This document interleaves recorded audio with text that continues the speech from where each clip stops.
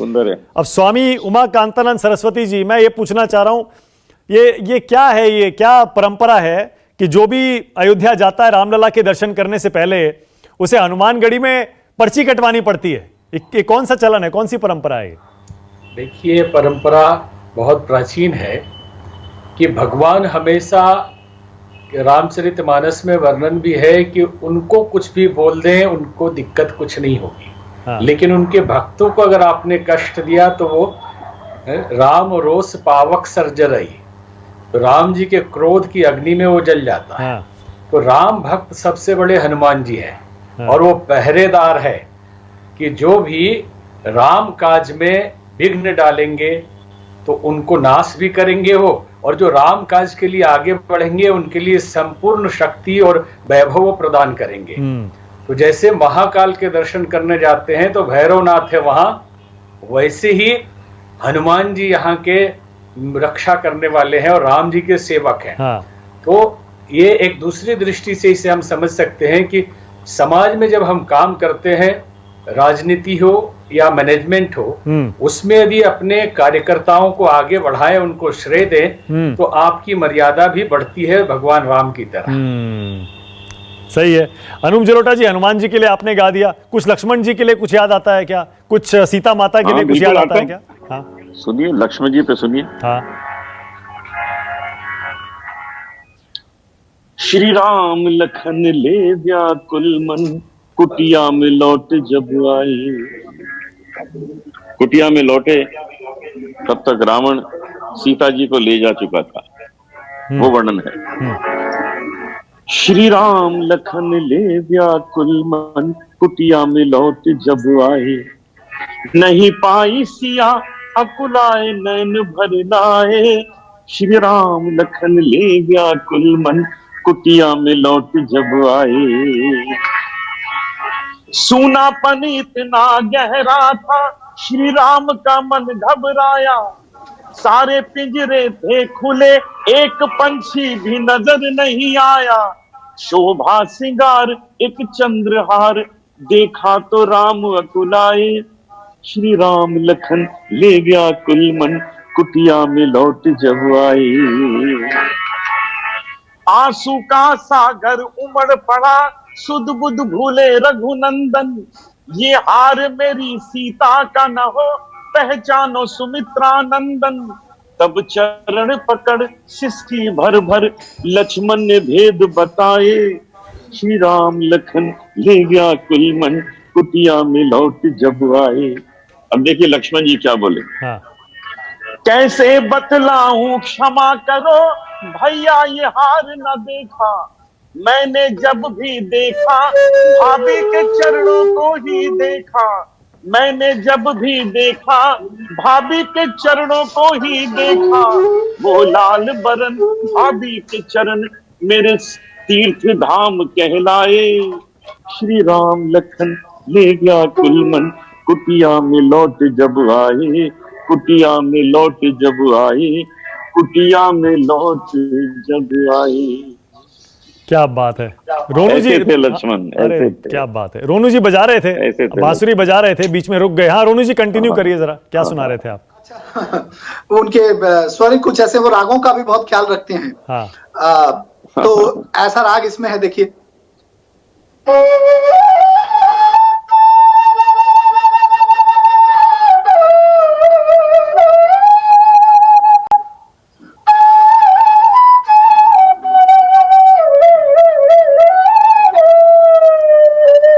वाह वाह वाह।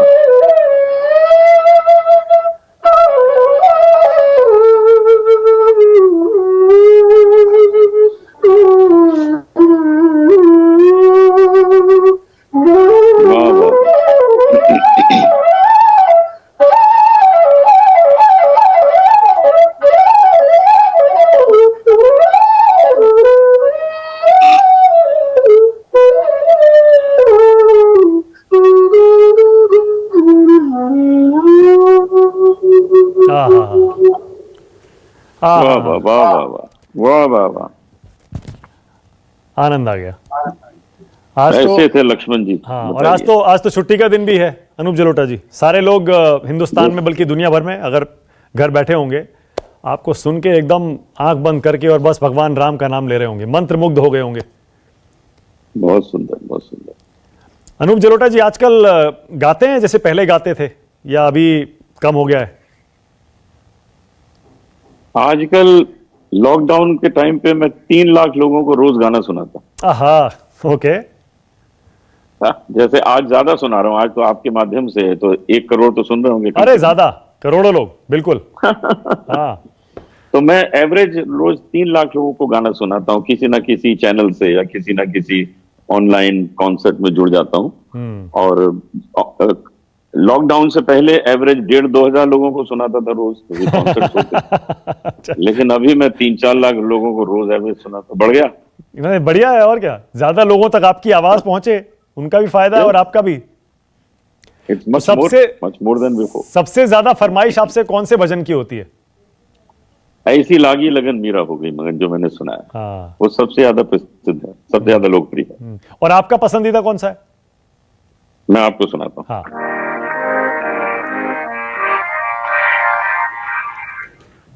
अच्युतम केशवम कृष्ण दामोदरम, अच्युतम केशवम कृष्ण दामोदरम, राम नारायणम जानकी वल्लभम, राम नारायणम जानकी वल्लभम, अच्युतम केशवम कृष्ण दामोदरम, राम नारायणम जानकी वल्लभम।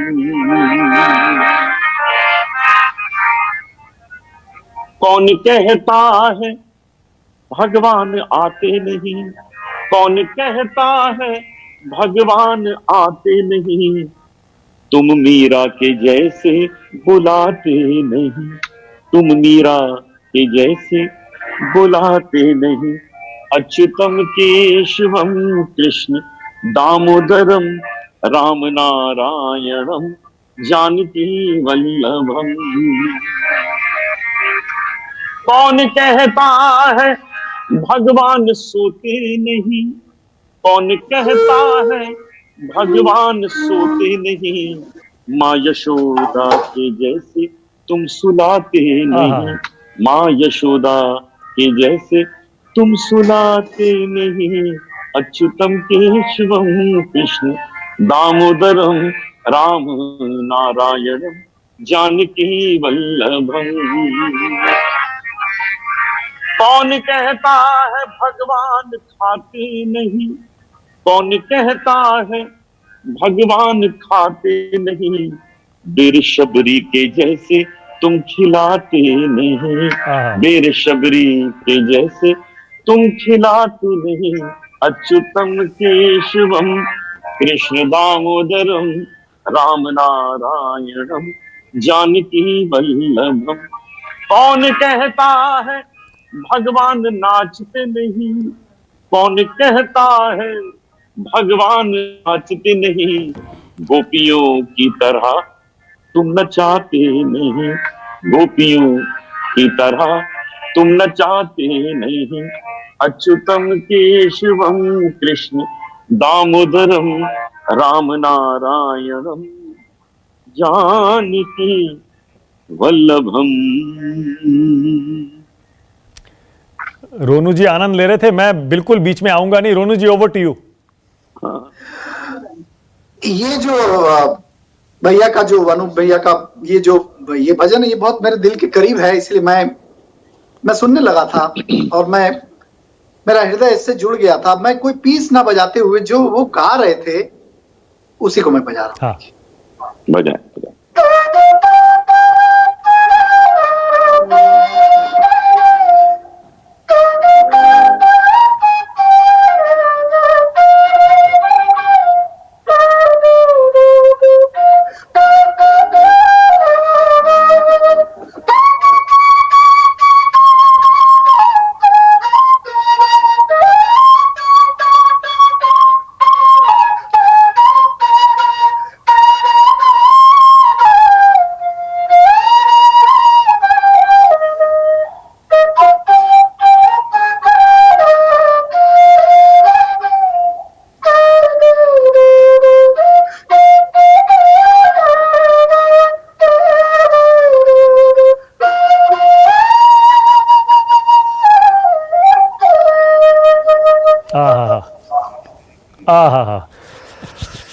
अब मेरे दर्शक बिल्कुल सही बता रहा हूं, आज इससे ज्यादा और कुछ मांग नहीं सकते थे।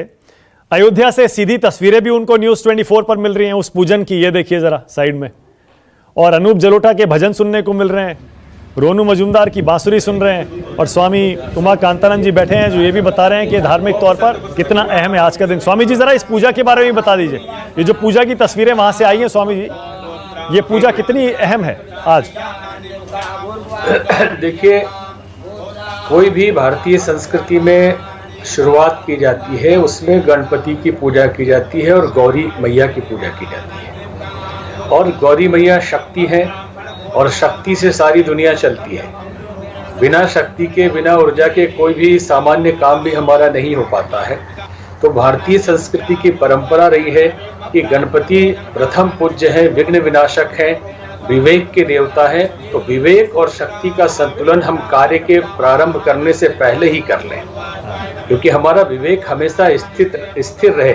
संसार में सारे लोग, लगभग लोग विवेकवान होते हैं, लेकिन जब क्रोध आता है तो विवेक गायब हो जाता है। तो बुद्धिमानी ये होती है कि विवेक को स्थिर रखा जाए, हर घड़ी विवेक हमारा साथ दे, क्योंकि समझदार लोगों की कमी संसार में नहीं है, लेकिन जब कार्य कर गुजरते हैं तब लगता है कि ऐसा नहीं करना चाहिए था।